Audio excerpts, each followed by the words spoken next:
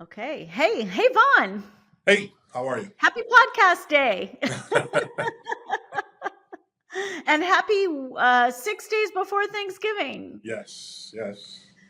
And welcome everybody to But First Football. Here we are. We are now more than halfway through the NFL season, and it is getting wild out there. The Oh, wild, wild west of the NFL. Um, so before we dig into all of that with the frenzy, we will start with the fundamentals. And this week we are going to talk about what it is like for the players and the staff to function when a coach is fired mid-season or at some point during the season, because we've seen that has happened a couple of times. Not as many times as I personally think it should have,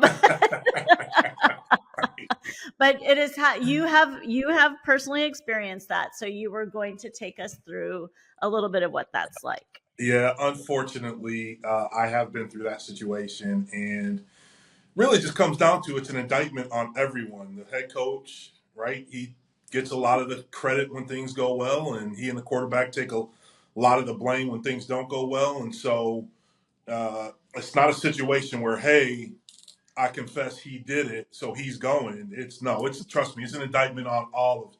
And so it happened to me in '98. So '96, we went to the Super Bowl. '94 playoffs, '95, '96 was kind of a down year. A lot of things were in transition and flux. Bobby Ross, our head coach, and Bobby Bethard had a little bit of a fight for control, at least from my perspective, looking back all those many years ago. And so they ended up hiring Kevin Gilbride, who was with Tom Coughlin down in Jacksonville. I don't know if he had been with, no, because I don't think Coughlin had been to New York yet. So basically, he tried to import Tom Coughlin's style and hit Tom Coughlin's what he did. He tried to mirror what he did down in Jacksonville. And look, I don't have personal experience with it, but everything I was told from players who have been through it, Coughlin was kind of a cowboy, just like, hey, everyone in the room shut the hell up and do what the hell I like. And so Coughlin had Yeah. this thing about one of the things that came out that we did. If you were if you weren't 5 minutes early for a meeting, you were late for the meeting. And so it was kind of just completely exporting what he did. So he rubbed a lot of people wrong. Look, we were coming off a losing season. We were in no position to push back on that. But that being said, he did rub a lot of people uh, the wrong way in the building, not just players. And I can remember, and I bring it up only to say he got a year and a half. He was hired in '97 before the '97 season. He got fired mid-season '98. That's only a year and a half. That's not a long time. Right. And granted, maybe Bobby Bethard, who was our general manager at the time, just said, hey, he's not it. But I think it also had to do not just the X's and O's on the field, but with how he kind of tried to run roughshod over everyone in the program. He would tell the strength and conditioning guys, hey, just call them in Jacksonville, see what they were doing. Right. What? I remembered, and I saw this with my own eyes, our quarterback, Stan Humphries, who I never gave enough credit at the time, how good of a quarterback he was, the one who took us to the Super Bowl. I Mm-hmm. remember Gilbride chastising him about something on the field, and he was poking him in the chest. And I was like, now, I was What? still relatively young. That was my fourth year. But I knew, like, quarterbacks typically, especially the starting quarterbacks, didn't get treated like that, right? So I was just like, that's interesting. So he got let go, and my, I wish I had a better recollection of this specific thing. I don't think he had an opportunity to address the team. I think in his case, again, because I think some people in the organization were just ready for him to be gone, he was just gone. They let us know, and June Jones was appointed the interim head coach to finish out the year, who everyone loved. He was our offensive coordinator at the time, and everyone loved him. But as I said, it's an indictment on everyone. And so at that point, as a player, and so the other thing you should know, we were going through a transition in my room in particular. When I came into the league, we had a ton of older guys who had a lot of experience who were excellent. That's why we went to the Super Bowl, in part because our O-line was so good. And we had veterans and no-nonsense guys. Well, 97, we got real young overnight. And so I was one of the older leaders, right, in my fourth year, which isn't a ton of experience. And again, I'm just saying that to say kind of why we weren't maybe having the success that we thought we would have. Well, so it kind of fell on me to let everyone know, hey, look, they fired the coach, but they're looking at all of us. The Grim Reaper's coming for all of us at this point. So we have half the season left. All this tape goes out to everyone. You don't want to put tape on, put a performance on tape of you giving up because the season's over, the coach is getting fired, I may or may not be here. You still want to go out, perform well because you're still judged individually, even though the indictment on the team has already been made, but individually you want to put good tape out there. And plus, it's all about we're here because we like to compete and we like to do well. And the NFL is no fun when you lose. And so, that's what I was telling some of the younger guys who were in positions where they had to play, and at least in my room. And so that those are the things I kind of remember specifically. And so the other big thing is about continuity. There's only so much you can change at the midpoint. The offense is installed, the defense is installed, the special teams are installed, and so you're not going to change much. And especially with the offensive coordinator. So Gilbride was our head coach, but he had an offensive coordinator background. June was the offensive coordinator in name.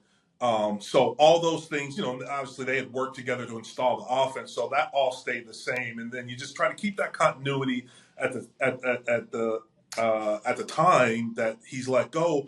Because here's the thing: you don't want guys in that locker room saying, "Okay, this is, oh, there's always next year. We're gonna tank for." Well, a lot of those guys don't have next year. This is it for them, whether Right. it's it Yeah. for their careers or it with that team. You want to keep the morale going. Hey, let's go get a win this weekend. Yeah, it's been bad to this point, but we can go get a win this weekend on Sunday. We can raise up and show, hey, well, maybe there was a mistake made. Maybe we should have been kept together, right? And so those are kind of some of the things that everyone's going through. So that kind of explains how sometimes when you see a coach fired mid-season, the next couple of games seem to go pretty well. There's And a bounce. Yeah. I think about last year when the Raiders fired whoever it was. Who was Dennis it? Allen? Dennis or McNair? I don't know. It's a coaching carousel in Las Vegas. Yeah. But there was the end of the season was pretty good for Antonio Pierce, but now this year he's on the hot seat, like big time. Yes. But that does explain, what you're saying about they want to put out good film and it doesn't feel like it's totally hopeless once a coach is gone. But then you look at teams like where coaches should be gone. I mean, why is Mike McCarthy still in Dallas? And I know we've talked about that a lot, but it makes zero sense to me. And then in Jacksonville, holy cow, like that is, I don't know what they're doing there. Well, some of it is that because it causes a lot of turmoil in that locker room, in the building, in the organization when you do let them go mid-season, because a lot of things have to change. Responsibilities change. People have to cover things that they weren't necessarily covering when the head coach was there, right? And so part of it is that, like, certainly some of these situations that you've mentioned, the owner or whoever, the GM in collaboration, kind of know what they're going to do once the offseason gets here. But look, some of it too is strategy in terms of, hey, let's fire the guy now so we can get a head start on everyone else who might fire their head coaches in terms of the search for the next guy, right? So that's a little bit of gamesmanship right there as well. Yeah, that actually makes a little more sense, because if you think about it, really what is the point of firing a coach midway through, except for to send a message? Yeah. But I think you're right about the strategy, because otherwise it just seems like, look at what they did in Chicago. They fired the OC, and this head coach there is what is he? But see, that's part of, look, we're never going to know the whole story, but part of that is, look, Eberflus was on the hot seat last year. this is maybe a last. If he in fact made the decision, it could be a situation where, hey, there's no one like if I don't do this, I'm the next one to go. So maybe buy myself some time with that. Or if it's the GM, hey, maybe they like Eberflus and it's like, hey, we got to do something about the offense. Our young quarterback isn't progressing to the point that we thought he would by now, and so you need to get rid of. Like, I know you guys have history because it's all who you know in the NFL coaching circles, right? About those staff. So hey, I know you guys have history, but we want to go in a different direction, and I know that because when Marty was here, and I think it was shortly after I left the team, he wanted to bring in his brother, and the GM at the time did not want that to happen, and so there was kind of a tug of war. So sometimes it's protecting yourself, sometimes it's about relationships you have with your coaching staff, and so but I'd be surprised if Eberflus is there next year. Yeah, me too. Me too. And that's the thing. You hate to see because someone's losing their job, even though, who knows how these contracts are written, and the majority of them get their money when they're let go. But still, someone's losing a job, and it's an upheaval. Their kids have to move. Look, that's the job they've chosen. However, it's a lot, right? So. Well, and also there's a couple things that I wanted to ask you, but I would also think that on that note, it's also so highly publicized. So it's got to be like a little embarrassing, Sure, like, sure. geez, that's, so the locker room, like the day that it's announced, like what, I mean, is everybody like, oh crap, like when the GM walks in or whoever's going to deliver the news, what is the demeanor in the room with the team? Like, is everybody, do you know it's coming? Are you freaked out or are you relieved? Probably different things with different situations. Look, NFL locker rooms, that's the thing. The world doesn't stop at an NFL locker room. So whatever happens out there happens. And I say that to say, we're a bunch of chatty Cathys, right? We trust me, we've played GM way before it happened. Like, hey, what they need to do is this, right? And so some pockets of the locker room are kind of it needed to happen 2 weeks ago, right? It needed to happen a month ago, right? And then others are, if again coaches bring in their guys from other places, they're probably commiserating about I wish he was still here, right? So there's different pockets, but in our situation, the general consensus was, hey, we're glad he's gone. Now the focus is on us. And the weird thing about that is I've met people who played for him before he was here and after he was here, and almost to a man, they absolutely loved Kevin Gilbride. And I just think when it was his shot, he just maybe wasn't as his authentic self. And look, I'm speculating. I never got to know him that well.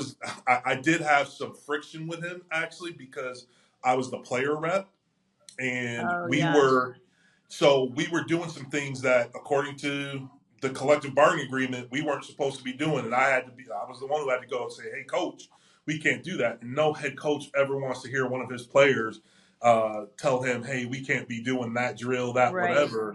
And the interesting thing, look up. Oh, geez, why can't I think of his name right now? Coach of the Cowboys, who won all the Super Bowls for the Cowboys. Jimmy Johnson, Jimmy Tom Johnson. Landry. Jimmy Johnson has some famous stories about the guys telling him certain things he couldn't do and how he handled. Like, it does not go over well, and so I kind of always think he kind of held that against me, right? Because, like, coach, we can't be doing live one-on-ones right now, right? And it's just, it's just one of those things. That's a lot of added pressure. So, but I will just say that you really have brought me great joy picturing the locker room as a bunch of chatty Cathys. I really like that, and that's probably now all I'm going to think about. Chatty Cathys. They're all like.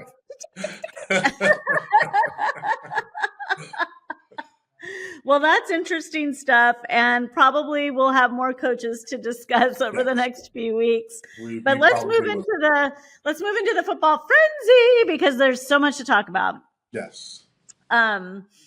So I guess first of all, we're talking on a Friday. Normally we talk on a Thursday, but I really have to say I'm just gonna give you my favorite because it actually was from last night. Okay. And former Buck Jameis Winston Uh-huh. had a great a great game in Cleveland, and they beat the Steelers. Yeah. And I didn't get to Weather watch it aided. because yeah, I didn't get to watch it because I was at the Rumble in the Jungle event. But I'm really happy for Jameis, and I absolutely love the fact that he is becoming this I don't know, meme. I mean, because he says so many funny things, and all of the media is just loving him, and I really, it's nice. I'm happy for him, and he's so freaking funny. Yes. But that was for me. That was a favorite. But two other football favorites. One is that the Bucks signed Mike Williams, who was a cornerback here during the last Super Bowl. Thank God. So we're getting some help in the secondary. Okay. So I'm happy about that. And then I know we had talked about this a few weeks ago, where Baker Mayfield purchased uniforms for this high school, that they were going to have to forfeit games because they couldn't dress their kids out. Well, he went out, he bought them all the uniforms. Do you know that little school won their Division 1A Really? championship? Isn't that Oh, great? wow. Very So cool. so those were my football favorites, and then two fashion faves from Well, last wait, week. Kim, really quickly, do you Yeah. remember? Do you remember kind of the maxim I told you that almost every NFL player lives by? Look good, feel good, play Yeah. good. When you're looking sharp, you just feel different and you play different. I get it, and I love it. So it makes perfect sense. And those guys, I mean, they'll have what a special year for them, Yeah, right? yeah. Well, so looking good fashion wise, there were two standouts for me. One more typical, the way I seem to be leaning toward the neutrals and the monochromatic looks. I liked Khalif Raymond from Detroit. He had a neutral suit on, but I definitely noticed his Ferragamo belt. But my favorite part about his look were the boots. Okay. So that was my more like traditional classic good look. But then I got to tell you, Christian Fulton, I think from the Chargers. Okay, he had on this serape style vest with nothing else on underneath it but his tattoos. And I think that was by Department de la Galerie. It was really cool. Then he had on these shorts and boots, but he looked so good. Like, I don't really normally would say something like this, but he looked damn hot. He reminded me kind of Lenny Kravitz ish, Okay. but like 40 years younger than Lenny Kravitz. But I loved it. I loved the vest. I loved, maybe also still in my head thinking I was still back in New Mexico, and it felt very, Santa Fe to me, but I loved it. So those are my faves from last week. What did you catch? So my fave is I'm kind of projecting forward. I am, and so my fave and my frustration are tied together this week. Looking Oh, forward, the fave is that we have Chiefs Raiders on Friday, and then Thursday night we have Packers Dolphins, which I figure will be competitive. I'm not sure how exactly competitive the Raider Chiefs game, but it's another option. Which leads into my frustration is why we always get Cowboys Lions on Thanksgiving. Uh, the we're Cowboys so are on coming. the same page. No. Here's the odd thing. The Lions, I'm sorry, the Cowboys and Giants are both awful, so perhaps we'll get a competitive game. It'll be two Yes, awful teams being competitive, yes. and then the Lions are playing the Bears, and it's probably not going to be very competitive, No. right? So that's my first. But so apparently this is what happened. Tex Schramm, the GM of the Cowboys back in 1966, wanted more exposure for the Cowboys, and that's how they got to. He kind of spearheaded the movement to get them to play. They've been playing football on Thanksgiving forever since the Yep. 1800s, so it wasn't like that concept wasn't new. But he wanted more exposure for the boys, and that's how they got slotted in. And it makes sense over time that there's I get why, because they're America's team, and how that happened, I'm not sure. But the numbers prove it. When the Cowboys play, viewership goes up. So I get Well, that Vaughn, part. there's no way that can happen this year. There's no Well, way. there's because they're delusional. They haven't won in 30 years, but they think they're going to win. They think it's their year every year. And then Well, it's not.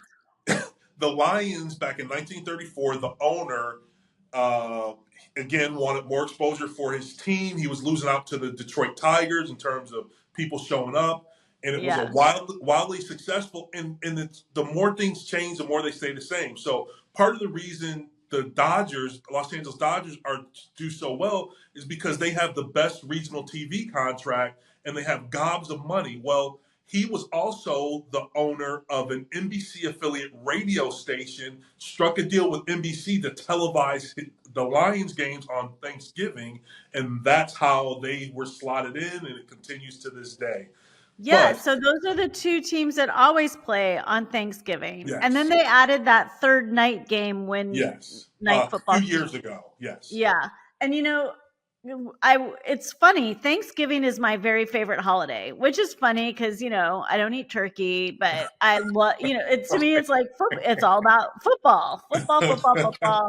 And the sides. But anyway, my frustration, like yours, is, but I'm going to go next to Monday Night Football. okay. We have the crappiest remainder of the season with Monday Night Football. And I know they can flex some games, but maybe they can't flex Monday I don't think night. they can flex Monday night.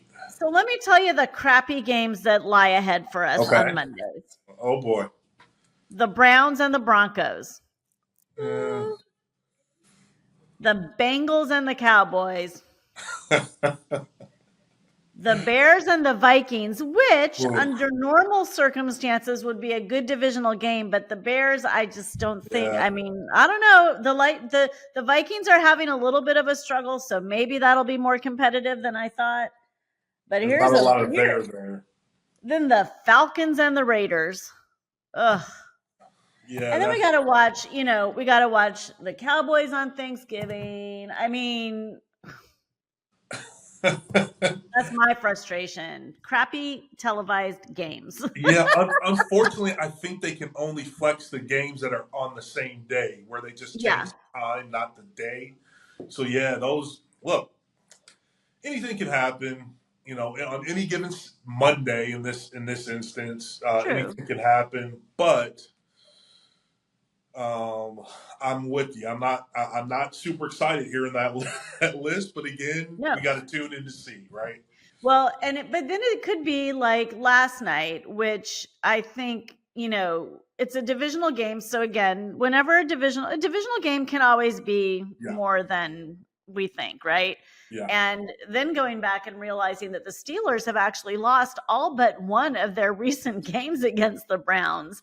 I was not expecting them to lose last night. So that, even though I didn't get to watch it, had to have been a better game than anyone thought it was going to be. Yeah, it was. I mean, it was competitive right down to the last Yeah. play. I kept looking at the alerts like, whoa. But even that one, like you said, there's some things to get excited on. Look, Jameis is a meme. Pittsburgh is doing wildly better than anyone thought they were. They actually played Justin Fields. They had some packages for him, so he got into play. So there's a lot of storylines to watch, and then on top of it, it was competitive. So I'm sure the NFL is wildly happy. Yeah. So we gotta hope. Look, us as fans, hey, let's look for the storylines beneath the records of the teams, because that's all we have going into it, and then hopefully we get some competitive games. So this is what I want to know. So like Troy Aikman and Joe Buck, are they just like, oh man, ugh, like or are they like, do they care? I mean, it's gotta suck. They're gonna go. I mean, anytime they go to the Cowboys now, they must just be like, oh, please. It's awful. It's awful. I know Troy's a really smart guy, so I think he's probably the type of guy who just gets excited because it's like, look, I could be doing something wildly different than this, and I'm very fortunate and I'm lucky. But at the same time, they're probably such good friends they can tell it to each other, but I'm sure they don't let the rest of the crew know. They're like, really? Yeah. This is what we're Back doing? to Dallas again, where the ceiling could fall on our head.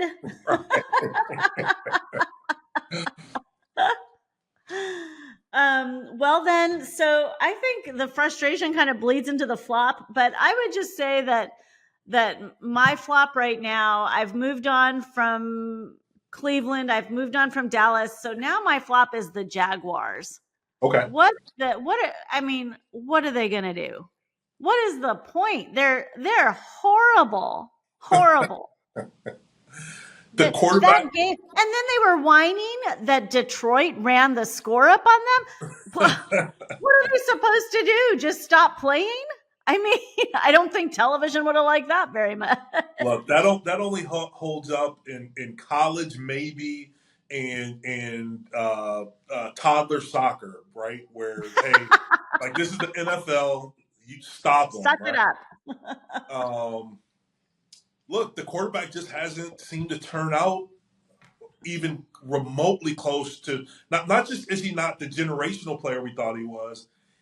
He's kind of an average guy, average to below average quarterback right now. Maybe I thought Peterson, with the job he did when he was in Philly, I thought he was going to come in and get the ship righted, and that hasn't been the case. No, Now again, ownership matters. Laurie in Philadelphia seems to be a pretty competent owner who is going to help his coach win. I don't know if that's Shad Khan's deal, right? I don't know exactly what his deal is in terms of being a helpful owner. Long story short, it hasn't worked. They're not the organization, and it's largely because when you give up capital, so much capital in terms of money, time, perhaps draft picks to get a guy in that first round at that position, it sets your franchise back for years if you miss. And it for sure. seems to be not it hasn't been a total miss, but enough that look, they're not good. Well, So and he didn't even play last week. You know who played? And you know who probably was crying in his cereal in that morning is Mac Jones. He was probably like, "Oh my god, I have to play Detroit. right, right. I'm the starter and I have to play Detroit." But that's an indictment of the whole system, right? Like Yeah. look, we haven't protected him enough. We haven't like Yeah. it's there's a lot of failures at a lot of different levels in that situation. What's your Um, flop? so my flop is New York football. Yeah. Uh, That's a good one. Again, the Jets probably aren't as bright of a shining star, but the Giants are one of the marquee franchises in the NFL, and everything is better when they're better. But they have been terrible for quite a long time between the two of them. They've just been stinking it up year over year, and you see in terms of the because we were talking about you make the change, but they're always looking for the next guy. Like you mentioned it with the Raiders, you can not that I'm going to lump them in, but they made a new hire this year, and he's already on the hot seat. Right? Yeah. That's not how it's supposed to work. There's got to be some breathing room to hey, I know for these systemic reasons we're not where we want to be, but you got to have some level of consistency. And the Giant like I can think of Fort Dayball, Joe Judge, Yeah.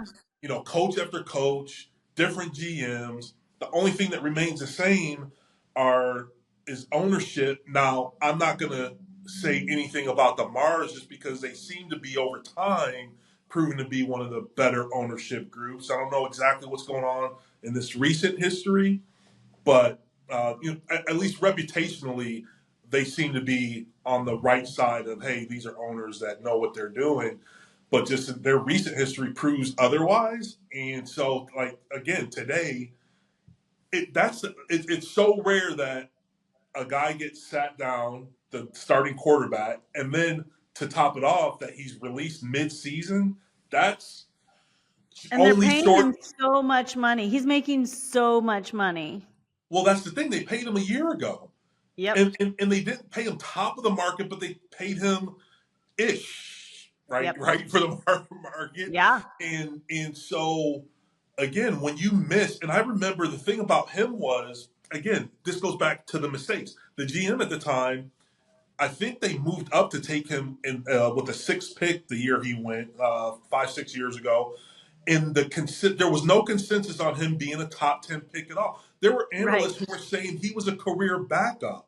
Yeah. And so, and again, it's not that everyone has to agree on the pick, but I'm just saying it was his grade was so wildly different than the one the Giants had on him. I'm not sure that anyone else in the league had him as maybe even a first round pick, much less a No. top 10 pick. So, No. and that's the thing. That's a thing people might not know is that it's not just you compared to the guys you're getting drafted with this year.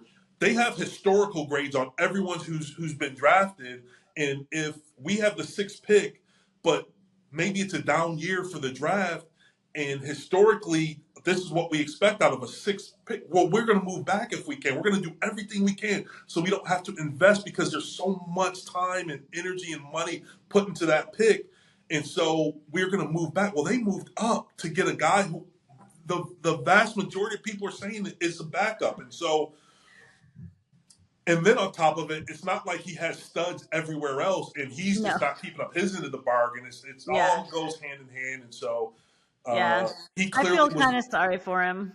well, he clearly wasn't happy with the situation in terms of the organization, the support he felt he's gotten because, but most guys, they're going to ride it out, be as supportive as they can. I'll be ready to go when my turn is called. I'll probably play again this year due to injury or they'll just put me back in.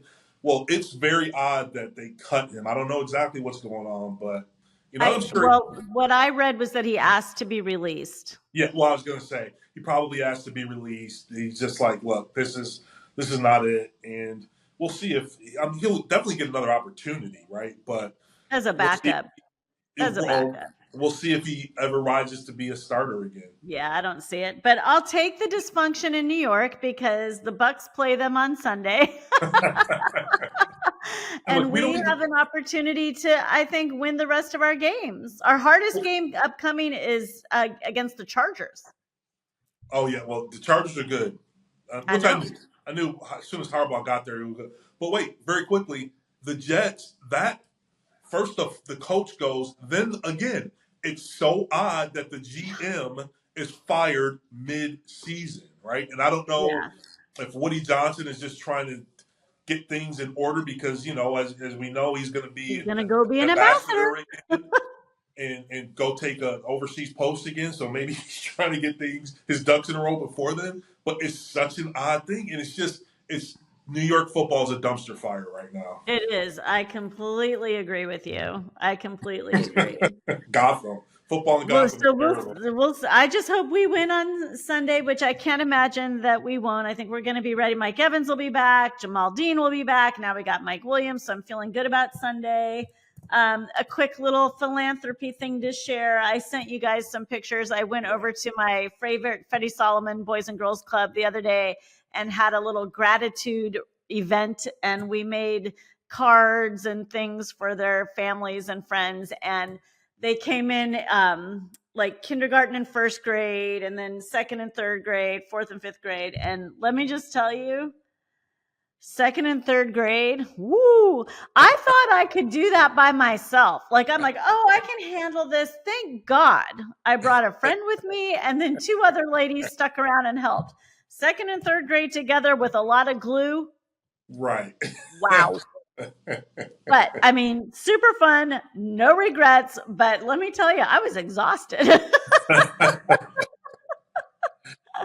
Yes. But it was really, really fun. And of course, Freddie Solomon, great NFL player and a great man. And so I'm always happy to be a part of what he stood for. And then I sent y'all some pictures from last night's Rumble and Jumble fashion event. And James got his picture with Coach Bowles, who's looking very svelte after his knee surgery. He seems to have dropped some pounds. Look good. And William Golston, Jamel Dean, and Whitehead, Jordan Whitehead were there, and they were judges. So it was fun to see them. They all had on very different outfits. It looked like a fun event. It was good. It was a very good event, very fun. They raised a lot of money for some good organizations. So happy to be a part of that one too. And with that, I guess we're at time. And wow, next week is Thanksgiving. So lots of football to be watching, as we've discussed, and hopefully better games than we think. Fingers crossed. Fingers crossed. So everyone, thank you for watching and listening. And please like us, subscribe, and follow us on all the various platforms. But first, football. So Vaughn, I look forward to chatting with you next week. And Ashton, and I know you're going to be putting up some great photos, and we'll do this again next week. All right. See you then. Bye. Peace. Bye.